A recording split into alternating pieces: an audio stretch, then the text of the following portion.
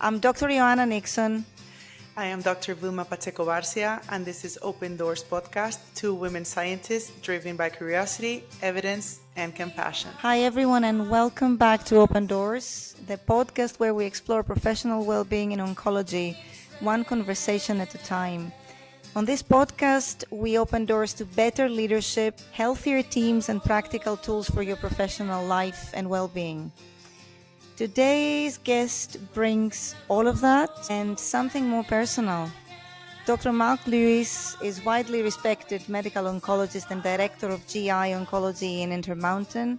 But beyond his clinical expertise, Mark is someone who deeply understands what it means to sit on both sides of the consultation room. Today's guest is someone who knows that care, real care, is both deeply personal and profoundly professional. Dr. Mark Lewis is the director of Gastrointestinal Oncology at Intermountain Healthcare, where he specializes in cancers of the GI tract and related organs. He's particularly passionate about young-onset cancers, hereditary cancer syndromes, and what it means to communicate well for shared decision making. He's an active in national research efforts through the SWOG Cancer Research Network, where he chairs the Adolescent and Young Adult Oncology Committee, and he's a contributor to multiple medical journals and cancer societies. As both a physician, a carer, and a patient, his perspective brings uncommon depth to the way he leads, mentors, and advocates for people at every stage of illness.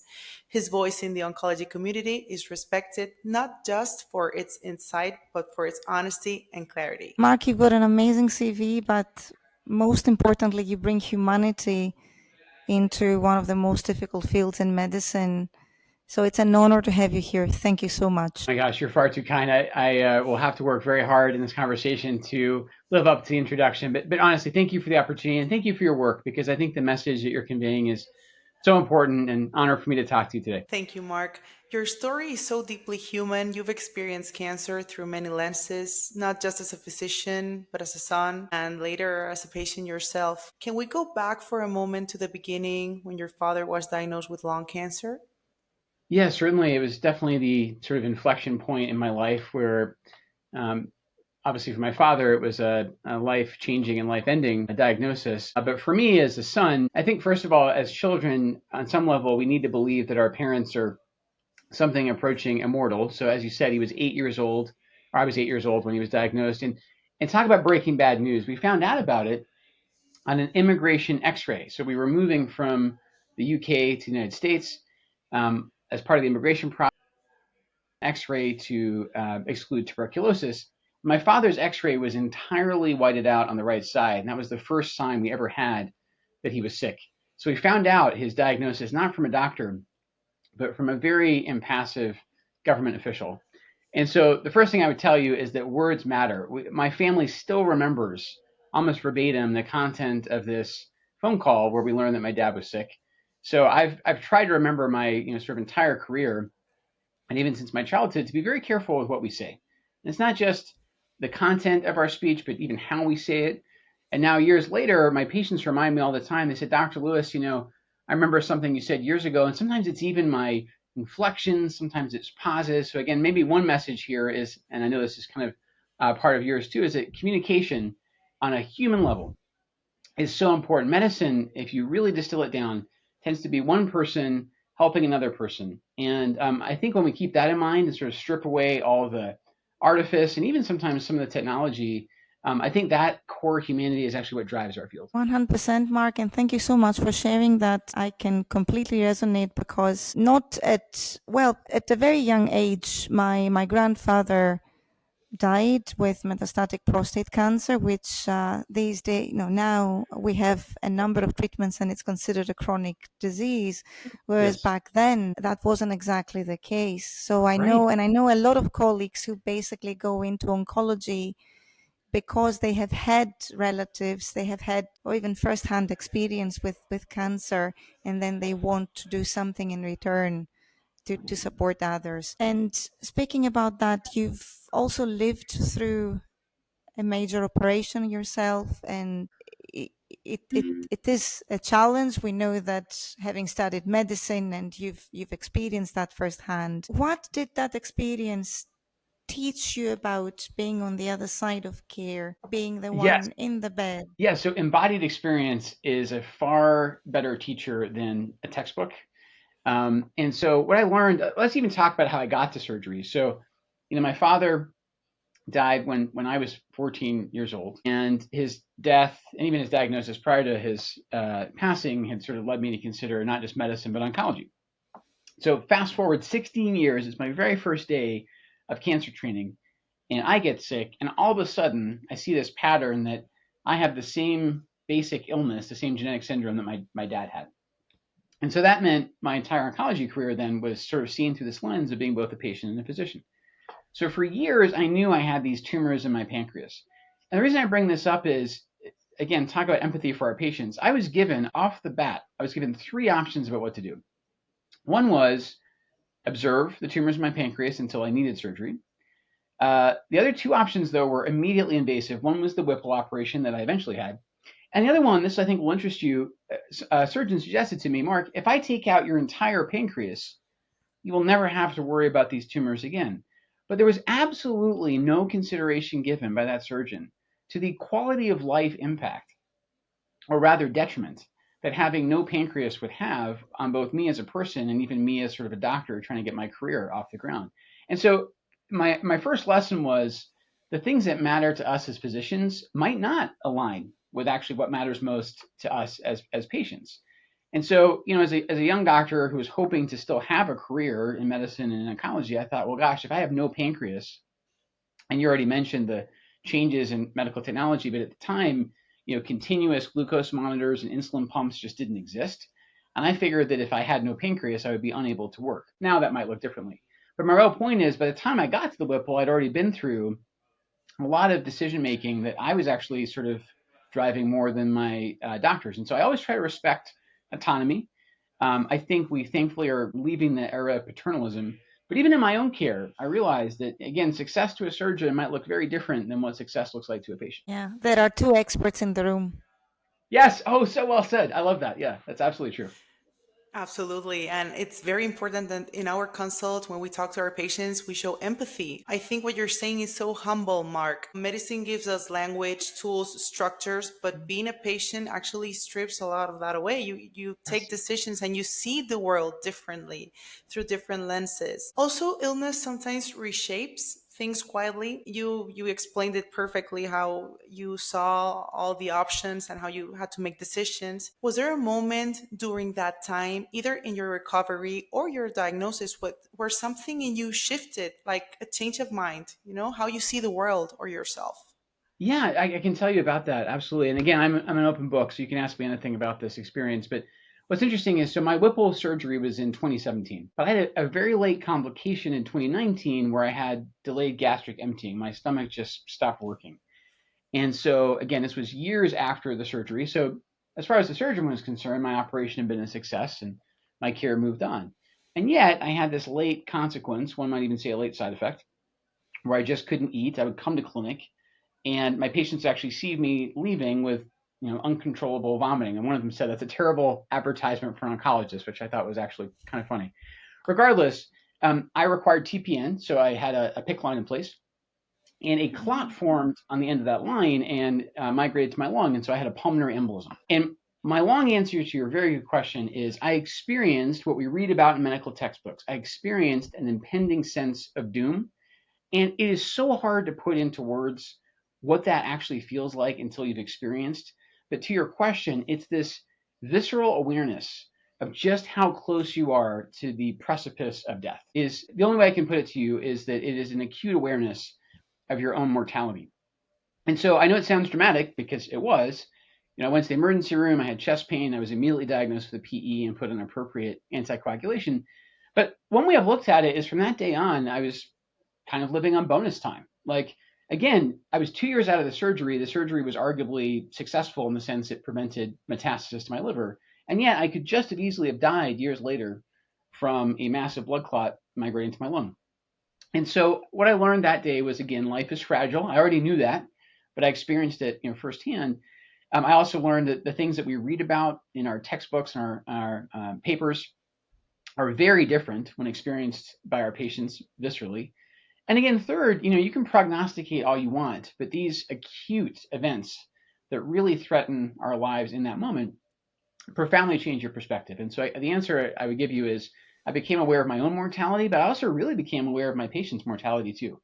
Just telling someone, a median survival measured in years, unfortunately doesn't necessarily protect them from a sudden death that might occur in weeks or months. And so I think living with that sort of awareness without kind of lapsing into paranoia, that's the trick, is how are you cognizant of your own mortality in a way that doesn't paralyze you with fear, but really allows you to fill each day with meaning. Thank you so much. That's truly powerful. And although you have not used the word gratitude, the way it was screaming throughout your description that having another day as a bonus, and the fact that you were able to reframe all of this and turn it into something positive, and the physician you are today is absolutely outstanding. Empathy clearly plays a massive role, and both myself and Vilma, we practice that, because I was about to say we talk about it in the podcast as well. So empathy and compassion is truly key. How do you apply that? How do you practice that in the consulting room and with your colleagues within the team? Yeah, well said. I like to say that thankfully you don't have to have experienced cancer to be an empathetic oncologist. To be honest with you, and this sounds strange, and again, there's kind of a trick to pulling this off while still instilling confidence in your patients, is acknowledging uncertainty. Again, through my own personal experience as well as my professional experiences, I've learned that again we can predict, but sometimes our predictions don't come true. And so my father liked to say that we live between the unchangeable past and the unknowable future. And that is exactly what we do in the exam rooms with our patients when, for instance, we're embarking on a new treatment regimen. And here's how I do it practically. I say, listen, I know the statistics, I've read the papers, I think this is the best treatment for you, but we are not going to go too far into the future before we reassess and make sure that I'm right. And I think therapeutic relationships are entirely predicated on trust. But I also think as we leave the era of paternalism, that also means an acknowledgement of the fact that we are not perfect, and we are certainly not perfectly prophetic. We can't necessarily see what's going to happen. And so I think contingency planning with our patients is sort of the key. One metaphor, I know you like figurative language. I'm going to use a couple metaphors here today. One metaphor I like is playing chess. People who are really, really good at playing chess think several moves ahead, and they sort of anticipate what the opponent's going to do. And again, it's always a little tempting to anthropomorphize cancer, but if you imagine it as this adversary across the chessboard, it's prudent, I think, to think about various moves, if you will. So I often tell my patients at the beginning, listen, this is what we're going to do first. We are not committing to this permanently. We're going to reassess in a few months' time. And I think that time horizon is also manageable. I think when you start talking to patients about years, sometimes you really are looking beyond what you can reasonably perceive. On the other hand, you don't want them to think that this is a necessarily day-to-day change in their management. So I think calibrating expectations, being honest about the limitations of our gaze, I think these are all appropriate ways to frame that conversation and their own expectations. Absolutely, Mark. And sometimes when we're in the room with the patient, have to also, a part of being empathetic, we need to speak about time because they ask us that, as you were Yeah. explaining, Mark. And in oncology, what usually happens is that there's a mix of hope and grief. At the same time, we do hope for the best. We do the best, but sometimes there's a part of pain, like emotional worriness. And we try always to support that with patients. How do you hold space for that emotional complexity? Has a patient ever taught you something that stayed with you through time? Oh, yeah, absolutely. It actually has to do with statistics. I remember one time I was talking to a patient, and we were very deep into treatment. And this was the last line thing we could possibly attempt to save their life, because if this didn't work, they were very clearly going to die of their cancer. And so I was quoting a frankly very dismal prognosis, and I think the percentage chance I cited to this patient that this particular treatment was going to work was probably in the single digits. And he said to me, Dr. Lewis, it does not matter to me what number you cite, because for me, this is either going to be 100% effective and I'm going to live, or it's not going to work, I'm going to die. For him, it was just a very obvious binary. to the point that he didn't really understand why on my side of the exam room I was fretting about, low likelihood, low probability. When he framed it as, listen, if I don't do this, my fate is inevitable, it became very obvious to him what we needed to do. And so, this kind of, it seems sometimes reductive, but to the patient, it's I think, very clear that if there's only one thing left to try, and that thing, however unlikely, is the only thing that might sustain your life, then they become a lot more willing to pursue that. And as it happens, the happy coda of this story is it worked. This gentleman was absolutely an exceptional responder. And so I just saw him follow up a couple months ago, years away again from this precipice that he was at. And so again, I have to say this as both a person, as a patient, and as an oncologist.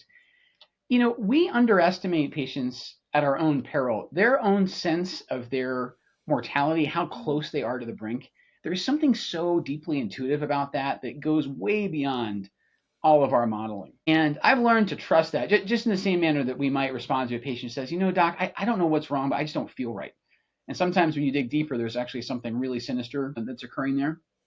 So learning to trust your patient's own sense of self, and then also realizing that for them, these statistics might be entirely meaningless, because again, it really is either going to work for them or it's not.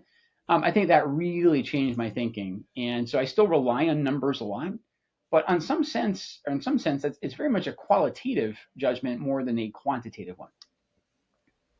Sure. Back to the fact that there are two experts in the room, and we definitely need to listen to the patients and use active listening rather than just what we hear them saying. And as physicians, we observe quite a lot. What would you advise younger physicians, not even oncologists? Communication is key, and empathy and understanding who you have in front of you within seconds, really, and build rapport is not that easy. Although some people are naturally excellent communicators and very compassionate and empathetic, not everybody is. So, what advice would you give to the younger physicians that listen to the podcast on how do I balance this breaking bad news, that devastating things, this reality that I'm about to say, that as a human I struggle to say, but I have to say it. And at the same time, I have to instill hope because this individual needs that. So, what is the advice you could give them? Certainly. It's almost like role playing. And the reason I invoke that is, until you are confident, it's okay to act as a doctor who has more experience and has more confidence. And frankly, I don't know how it worked in your medical training. We actually spent a lot of time when I was a medical student, a resident, and a fellow rehearsing. So when I was an oncology fellow, it was actually wonderful. We sat in the simulation center with standardized patients who were actors. We were videotaped, and afterwards we had to watch our performance, if you will. So it's always, I think, really helpful to sort of practice these things, either in a really privileged environment like that, or you can do it yourself. You can actually imagine what would it be like to sit across from someone and say to them that their life is in imminent danger from a cancer. One very practical tip I'll give is there's the Difficult Conversations Project, which has been spearheaded on this side of the Atlantic. And it's an absolutely wonderful toolkit that essentially gives you sort of like a script to follow. And again, that may seem very contrived, but to your point, if you're just improvising and you're not very comfortable with doing this, it's better to have some sort of framework to use until it becomes intuitive to you. So I absolutely recommend that. And again, it really, at a very fundamental level, it really should not take huge leaps of your imagination to imagine what it would be like if it were you. So to me, empathy comes down to, you don't necessarily have to have been through what your patient's dealing with, but on some level, you have to be able to imagine what that's like. And this whole exercise of just very briefly putting yourself in their shoes. I'll tell you this finally as a practical tip. So on a given day, I probably see, 20 something patients. And so it's very, very tempting to rush literally from one room into the next and not even stop to think. But when you pause just for a second outside that door and imagine what the person on the other side of the door might be feeling or thinking, first of all, it's a fantastic antidote against self-pity, because you might be like, oh, my day is so stressful, I'm so busy. But imagine what that other person is thinking. That person is waiting to hear from you sometimes if they're going to live or they're going to die. And then secondly, just that pause, that reset, it puts you in the mindset of this particular patient in front of you right now is a unique human being who you are privileged to be able to help. And so I think that just that moment is so important for us. It's also important for us to really show up and be present for that person we're about to talk to. So again, rehearsal, the difficult conversation project, and pauses. I think those are probably the three ways I would approach some of these difficult conversations. Thank you for sharing that, Mark. And these tips are very, very important during our career. I think we can have them right now as we are, we're Yeah. attendings, we're consultants, and we Yes. need to remind ourselves these tips because it's important for the patient as well. It's called practice for a reason, right? We're never done. We're certainly never done with the science of oncology, but I would argue to, what you're saying, that the art of medicine is something we get to practice every day. Exactly. And also the emotional fluency, the presence, it's so important. It's as important as the clinical training. Right. Um, we were also wondering, Mark, because, well, now we have so much AI technology, innovation. Science is like we have a New England Journal of Medicine every day. We go to congresses and it's communication, oral communication, more data, more, survivals. But when you have the patient in front of you, you have to explain complex science to them Yeah. so they can understand and take their own decisions. We're not so paternalist as before, as you were saying, Mark. We need to involve the patient. And something I do with my students and with my patients is I take my time to truly explain everything, like try to help them understand. Mark, this bridges wonderfully with what you were explaining before. And I wanted to ask you, how do you explain complex science to your patients so Yes. it can help them decide as well? Yeah. So I'm no Einstein, but what Einstein said is that good communication Mhm. around science involves making it as simple as possible, but no simpler, right? So the real question in front of us is, okay, what does my patient actually need to understand in the true spirit of informed consent? And I really appreciate your approach because I know that takes time to do what you're doing, and time is the ultimate currency for all of us, our patients, ourselves. So one of the things I found very interesting is, at least in America, 97% of patients, and this is completely understandable, will have already used the internet to look up their condition before they come to meet us. And most of them will have used Google. So, listen, I think there's a lot of our peers who look down on this and make these disparaging remarks about Dr. Google, which is fair, because sometimes the results, as are not reliable. On the other hand, again, imagine what you would do. If you're the patient, you don't have any experience in medicine or oncology, of course you're going to use the internet to research things, or at least most people would. So I think approaching that fact without coming across immediately as, again, condescending and disparaging, I think that's very important for setting the tone of the therapeutic alliance. So here's what I tell my patients. I say, if you read something and you have questions about it, you can do one of two things. Number one, you can write down your questions and I can literally address them at the next appointment, especially like you're saying, if it's a really complex decision about should I do treatment A or treatment B. But what I find is so often the question is just understanding our language, really decoding our jargon. And so here, again, at least in the US, the way our electronic medical record is set up, patients can send me messages like secure email. And so rather than looking at that as a disadvantage that disrupts my workflow, the way I look at that is, okay, this is a new medium, a secure medium, in which I can address these types of questions between the visits. So when they're actually in front of me, we can make the best possible use of that time. Now, a lot of my colleagues say, Mark, this is another inbox to attend to. This is more sort of threat to work-life balance. I may not even be compensated for this. That part I don't really care about. But my point is this: we have more means of communication with our patients now than any of our predecessors. And how can we use those kind of portals as, again, another way of corresponding with our patients that builds trust, deciphers our jargon. So again, when they come back to clinic and they have a question about, well, what does progression-free survival mean versus overall survival? You could have already laid the groundwork for their understanding with these between visit correspondences. And finally, the last thing I'll say is there's actually a survival advantage to doing that. So there was this absolutely amazing presentation at ASCO Plenary years back, I think it was 2017, where they looked at the benefit of corresponding with patients between visits. And it makes perfect sense if you think about it, because we encounter them in a punctuated equilibrium. We probably timed our visits for their maximum recovery from one cycle of treatment to the next.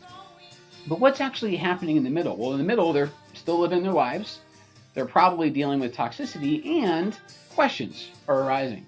So I find it really rewarding to kind of use these external media, and specifically the electronic medical record, to communicate with patients between visits. That way, the time we physically have together, I think, is a lot more valuable. Thanks, Mark. I completely resonate with everything you said.